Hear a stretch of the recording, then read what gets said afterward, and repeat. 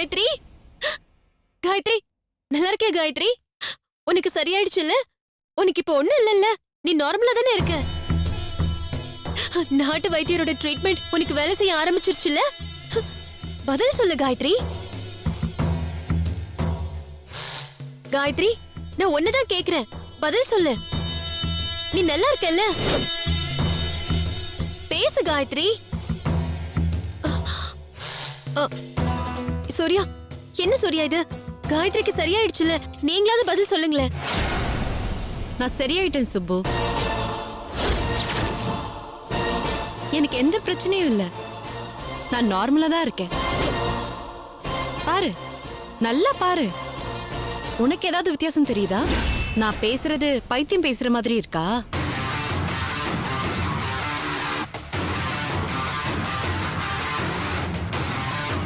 ஏய், உன்னதாண்டி கேக்குறேன். ஏன் இப்படி பேய் அரைஞ்ச மாதிரி நிக்கிற?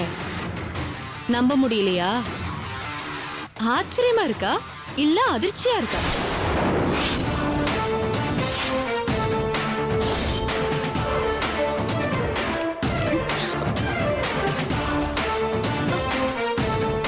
என்ன கேட்ட காயத்ரி? சச்சே, அதெல்லாம் ஒண்ணும் இல்ல. சந்தோஷத்துல எனக்கு பேச்சே வரல தெரியுமா? ஓ, சந்தோஷமா உனக்கு? அதுவும் இவ்ளோ சந்தோஷமா? பரவாயில்லையே. என்னமோ சொல்ற, பட் எனக்கு தான் இதை நம்ப முடியல. என்ன காயத்ரி இப்படி எல்லாம் பேசிட்டு இருக்க? உனக்கு குணமாயிடுச்சுங்கிறது தவிர வேற என்ன சந்தோஷம் எனக்கு இருக்க முடியும் சொல்லு? Alright, alright. வர வழியில சூர்யா எல்லாத்தையும் சொன்னார். உடம்புக்கு முடியாம சுயநினைவு இல்லாம இருக்கும்போது நீதான் என்ன பாத்துக்கிட்டியாமே. அதுவும் ரொம்ப அன்பா வேற பாத்துக்கிட்டியாம். சூர்யா சொல்லி சொல்லி மாஞ்சு போனாரு.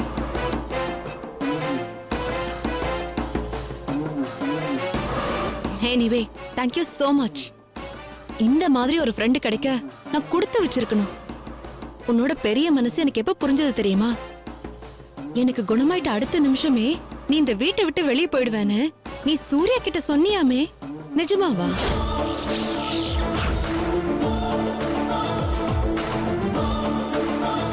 சுப்பு, இப்ப எனக்கு சரியாயிடுச்சு. நான் நார்மல் ஆயிட்டேன். நீ கிளம்பலாமே.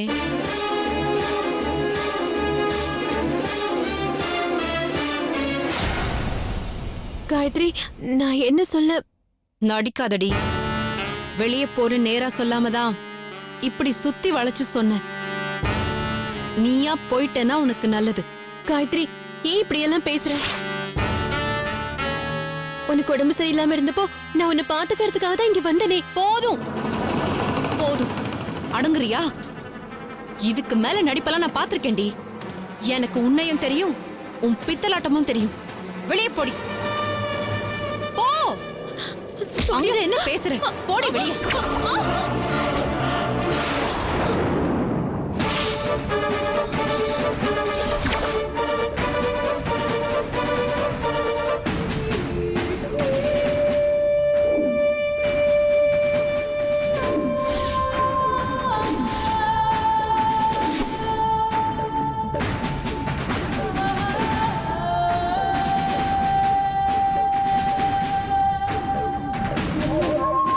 இல்ல, இப்படி ஒரு சம்பவம் கண்டிப்பா நடக்க கூடாது. காயத்ரிக்கு பைத்தியம் தெளிஞ்சிருச்சுன்னா அப்புறம் எனக்கு எதிர்காலம்னு ஒண்ணு இல்லாமலேயே போயிடும். அப்படி நடக்கிறதுக்கு நான் விட்டேன்னா அப்புறம் நான் எப்படி சுப்புவா இருப்பேன்? முடியாது, விட மாட்டேன். காயத்ரி, நீ என்னைக்குமே பைத்தியமா தான் இருக்கணும். இல்லனா இன்னைக்கே செத்து போயிடணும். இதுதான் உன்னோட விதி. உனக்காக நான் எழுதி வச்ச விதி. இத மாத்த முடியாது. யாரையும் நான் மாத்தவும் விட மாட்டேன்.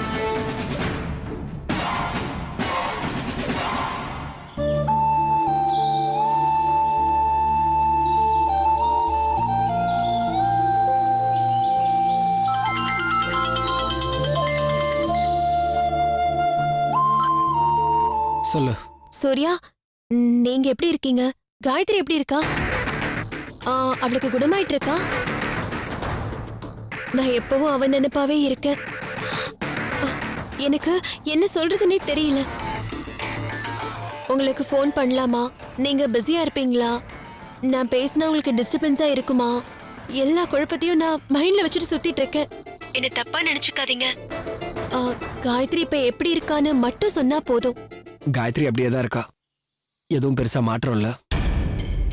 நடுவுல கண் முழிச்சா, ஆனா ஒரு நிமிஷம் கூட கண்ணை திறந்துட்டு இருக்கலாம். திரும்ப கண் மூடிட்டா. வைத்தியருக்கே இப்ப என்ன பண்றதுன்னு தெரியல. எந்த வைத்தியம் கொடுக்கணுன்றதும் தெரியல. வீராவும் வைத்தியரும் ரொம்ப நம்பிக்கை கொடுத்தாங்க, காயத்ரி கண்டிப்பா குணமாயிடுவான்னு. ஆனா போற போக்க பார்த்தா எனக்கு சந்தேகமா இருக்கு சுப்பு. வைத்தியர் என்ன சொல்றாரு சூர்யா? வைத்தியர் என்ன சொல்லுவாரு? வைத்தியர் நம்பிக்கையா தான் இருக்காரு, காயத்ரி கண்டிப்பா குணமாயிடுவான்னு. அப்படி காயத்ரி குணமாலேன்னா அவர் பேரையே மாத்திக்கிறேன்றாரு, இந்த வைத்திய தொழிலே விட்டுறேன்றாரு. என்ன சொல்றதுனே தெரியல சுப்பு. நம்பிக்கையை இழக்காதீங்க சூர்யா. காயத்ரிக்காக நானும் வேண்டிக்கிறேன். கண்டிப்பா காயத்ரி குணமாயிடுவா. நான் வச்சிடுறேன். என்ன சூர்யா? ஒன்றும் இல்லை, வா போலாம்.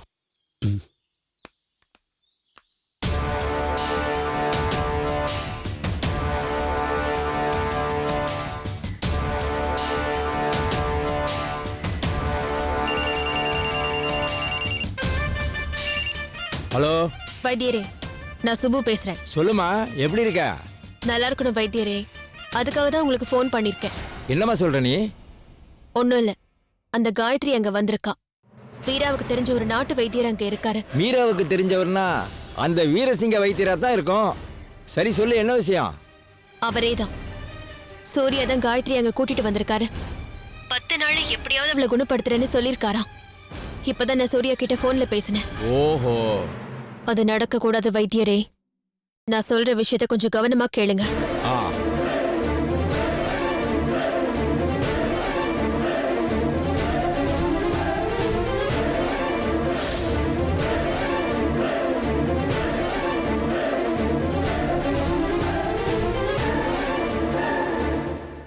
புரியுதுல நான் சொன்னது? புரியுதுமா. நான் சொன்னது அப்படியே அச்சு பிசகாம செய்யணும். சரிம்மா, செஞ்சிடறா. அந்த காயத்ரி கண்ணை திறக்கவும் கூடாது, அவளுக்கு பைத்தியமும் தெளியக்கூடாது. அந்த மயக்கத்திலேயே அவ செத்து போயிட்டான்னு சொன்னா எனக்கு ரொம்ப சந்தோஷமா இருக்கும். அத நீ விடுமா, இதெல்லாம் சாதாரண விஷயம், நான் பாத்துக்கிறேன். ஆனா யாருக்கும் எந்த சந்தேகமும் வந்துடக்கூடாது. அதெல்லாம் வராதுமா. அந்த வைத்தியர் எனக்கு நல்ல பழக்கம்தான். அவர் என்னோட ஃப்ரெண்டுமா. அம்மா, நான் பாத்துக்கிறேம்மா, நீ கவலைப்படாத. ஆல் ரைட், வேலையை முடிச்சிட்டு ஃபோன் பண்ணுங்க. சரிம்மா சரிம்மா சரி.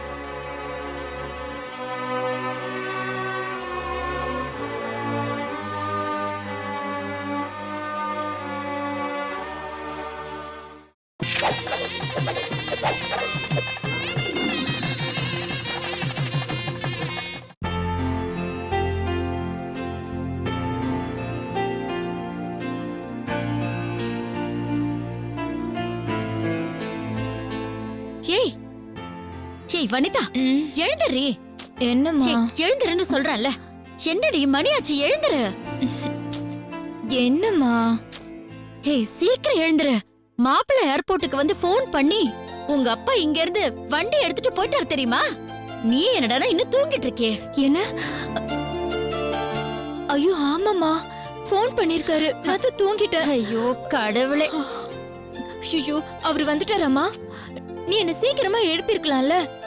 அப்பா கூட நானும் ஏர்போர்ட்டுக்கு போயிருப்பேன்ல. நான் உங்க அப்பா கிட்ட சொன்னேன். உங்க அப்பா எங்கடி கேக்குறாரு? நீ தூங்கிட்டு இருக்கும்போது சர்ப்ரைஸா உன் வீட்டுக்கார கூட்டிட்டு வந்து உன் முன்னாடி நிறுத்துறேன்னு சொல்லிட்டு ஓடுறாரு. ஐயோ போமா, ஏமா இப்படி பண்ண? ஏர்போர்ட்டுக்கு நான் வரேன்னு சொல்லி நான் அவர்கிட்ட சொல்லிட்டேன். அதனால இப்ப என்ன? சீக்கிரம் ரெடி ஆயிட்டனா அவர் வரும்போது வாசல்ல நின்னு வரவேற்கலாம்ல. வா வா வா வா வா, சீக்கிரம் இறங்கி வா. சரி. ஏய் சுப்பு, என் வீட்டுக்காரர் வந்துட்டாரா சுப்பு? ஏர்போர்ட்ல இருந்து ஃபோன் பண்ணாரா? அப்பா கார் எடுத்துட்டு போயிருக்காரு, இப்ப வந்துருவாரு. சூப்பர் அண்ணி, வெரி குட். நீங்க எதுக்காக கவலைப்பட்டுட்டு இருந்தீங்களோ இன்னையோட எல்லா பிரச்சனையும் தீர போகுது. பா, இந்த முகத்துல சந்தோஷத்தை பார்த்து எவ்வளவு நாள் ஆச்சு? இருக்காதாமா, 3 வருஷமா மாப்பிளைய வாங்க வாங்கன்னு சொல்லியே வளர்த்து போயிட்டான். இப்பதான் அவருக்கே வரதுக்கு நேரம் கிடைச்சிருக்கு போல இருக்கு. நீ கவலையே படாதம்மா.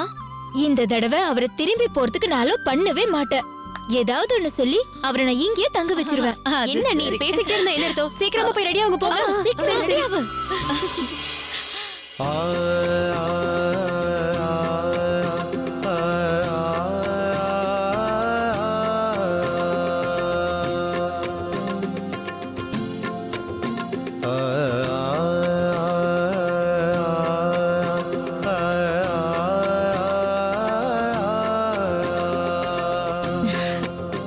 உள்ள போங்க மாப்பிள.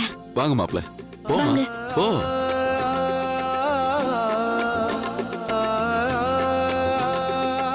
உட்காருங்க மாப்ள. அப்புறம் மாப்ள, ரொம்ப சந்தோஷமா இருக்கு மாப்ள. நீங்க எங்க கூட இல்லங்கிற குறை மட்டும்தான், இனிமே அது கூட இல்ல. நான் என்ன மாமா பண்றது? என் வேலை அந்த மாதிரி.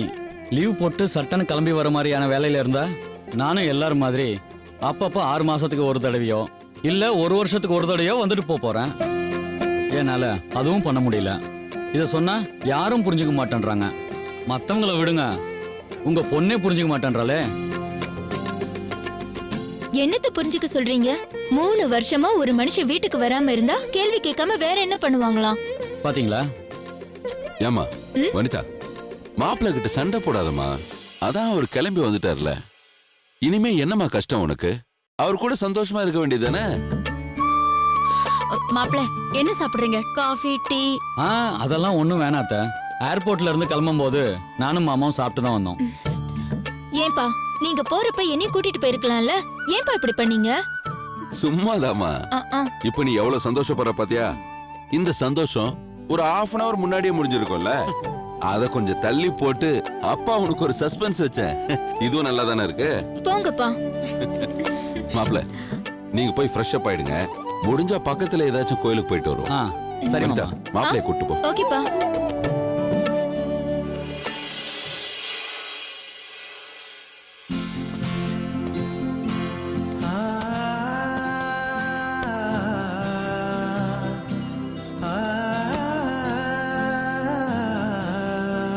எப்படி இருக்கிற வனிதா? என்னங்க கேள்வி இது? இத நான் கேக்குறதுக்கு பதிலா உள்ள வந்து நீங்க கேக்குறீங்களா? எப்படி இருக்கிறேன்னு நீ என்ன கேட்கறதுல அர்த்தம் வேற. எப்படி இருக்கிறேன்னு நான் உன்னை கேட்கறதுல அர்த்தமே வேற. என்ன வித்தியாசம்? எனக்கு ஒண்ணும் புரியலையே. நீ கேட்டது அன்போட கேட்டது, அக்கறையா கேட்டது. ம், நீ கேட்டதுல என் மேல உள்ள பாசம் தெரிஞ்சது. பட் நான் கேட்டதுல ஒரு லவ்ல கேட்டது. அதுக்கு அர்த்தம் கொஞ்சம் வேறன்னு நான் நினைக்கிறேன். நீ என்ன நினைக்கிறேன்னு நீ சொன்னாதானே எனக்கு தெரியும். உட்கார்.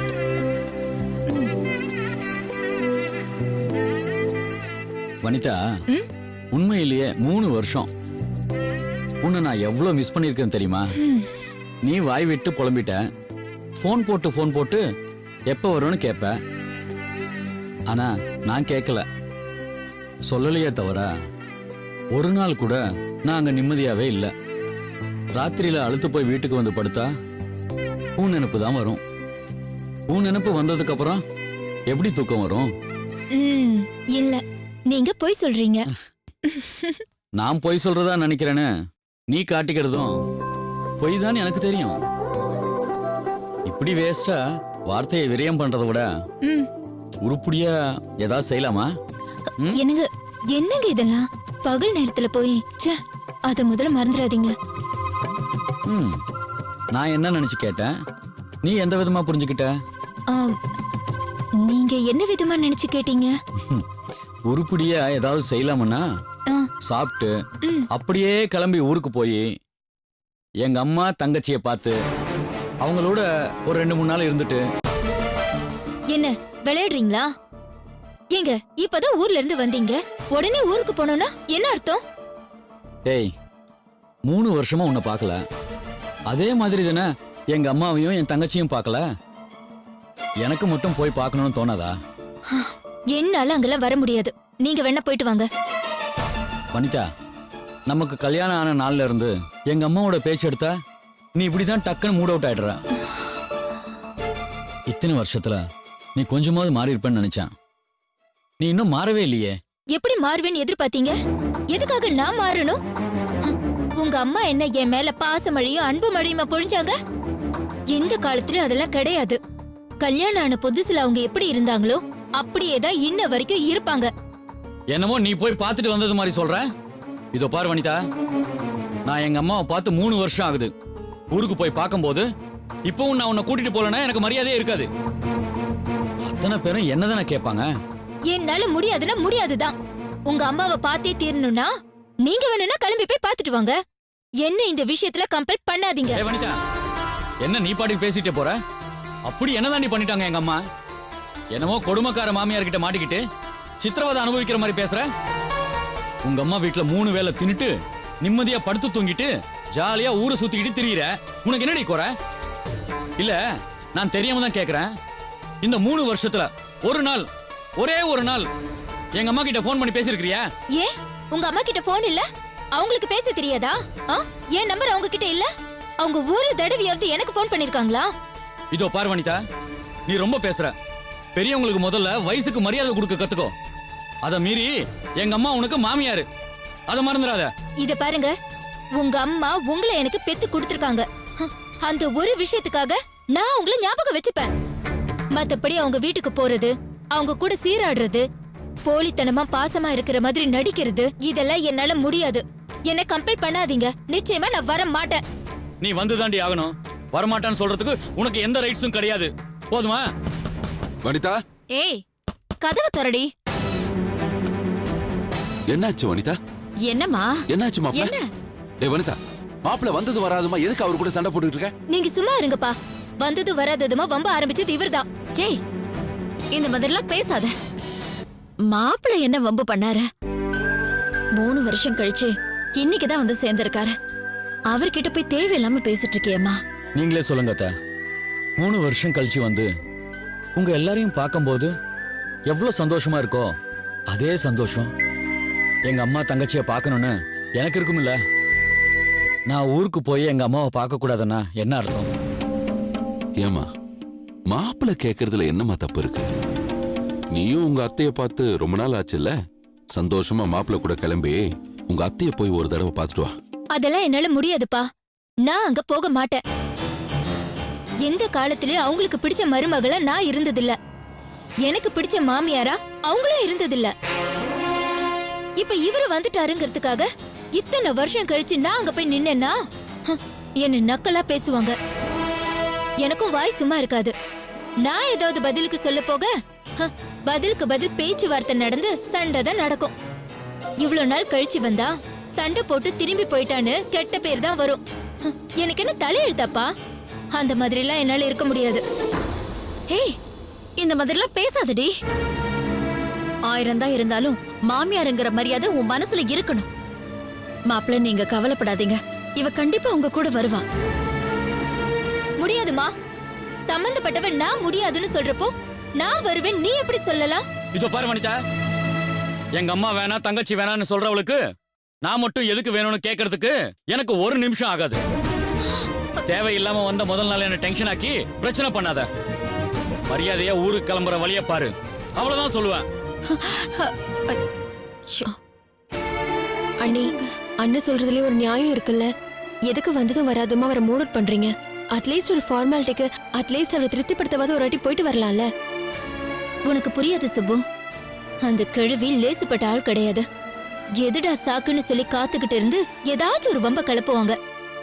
இவர் அம்மாவை பார்த்த உடனே பித்தம் தலைக்கேறி அவங்க பேசுறதா சரி, அவங்க சொல்றதுதான் கரெக்ட் அப்படின்னு சொல்லி ஆர்கியூ பண்ண ஆரம்பிப்பாரு. போய் 2 பேரும் சண்டை போட்டுட்டு தான் வந்து நிப்போம். இதுதான் நடக்க போகுது. இதெல்லாம் தேவையா?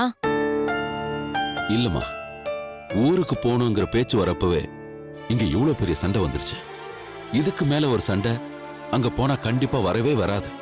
நான் சொல்றத கேளு வனிதா. மாப்பிள்ளையோட நீ கிளம்பி போனா நம்ம வார்த்தைக்கு மதிப்பு கொடுத்து வந்திருக்கிறாளேன்னு ஒரு சின்ன அபிப்பிராயம் அவருக்கு உன் மேல வரும். நீ ஒன்னும் வார கணக்குல அங்க போய் தங்க போறதில்ல.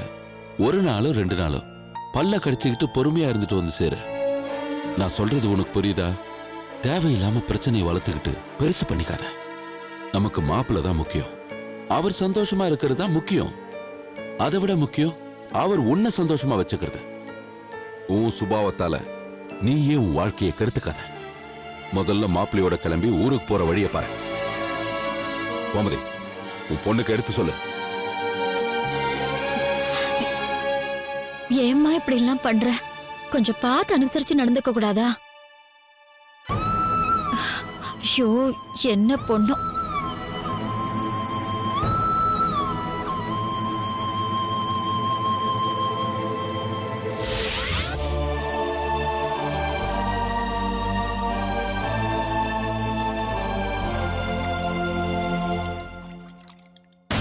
என்ன வைத்தியரையா?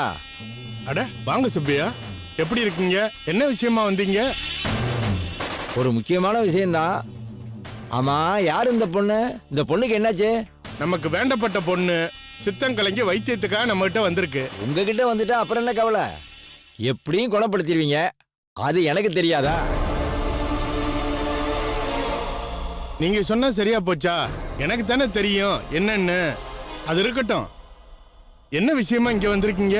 அது ஒண்ணு இல்ல வைத்தியரே, கனக பூசண சூரம் கொஞ்சம் அர்ஜென்டா தேவைப்படுது. நம்ம ஊர்ல ஒருத்தனுக்கு ஜன்னி கண்டு உதறிட்டு கிடக்குறான். இந்த நேரம் பார்த்து கைவசம் சூரணம் இல்லாம போச்சு. இப்ப பட்டணத்துக்கு போயிட்டு வந்தா கொஞ்சம் லேட் ஆயிரும். அதனாலதான் உங்களை பார்க்க வந்திருக்கேன். உசுரை காப்பாத்துற விஷயம் தானே, ஒரு நிமிஷம் இருங்க, நானே எடுத்துட்டு வந்துடுறேன். ஆமா, இதென்ன பண்ணிக்கிட்டு இருக்கீங்க? இந்த பொண்ணுக்கு கொடுக்கறதுக்காக தான் ரெடி பண்ணிக்கிட்டு இருக்கேன். ஓஹோ, 1 மணி நேரத்துக்கு ஒரு வாட்டி கொடுக்கணும், அப்பதான் குணமாகும். சரி இருங்க, நான் மருந்து எடுத்துக்கிட்டு வந்துடுறேன்.